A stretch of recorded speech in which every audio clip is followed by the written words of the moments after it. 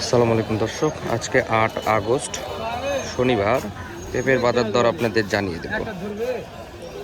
এই যে পেঁপেটা দেখছেন, এটা ৩০০ টাকা মন।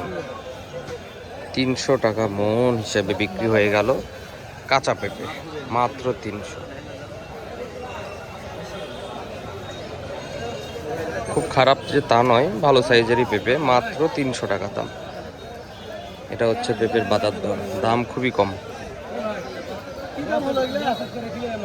কি দাম হলো? 300 টাকা মন।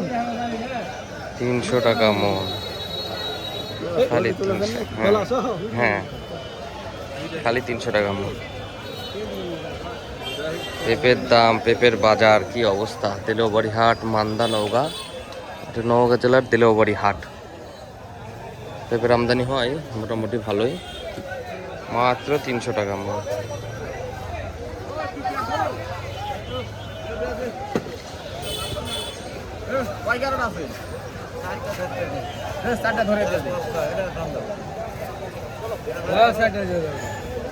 হাজি মানুষ তো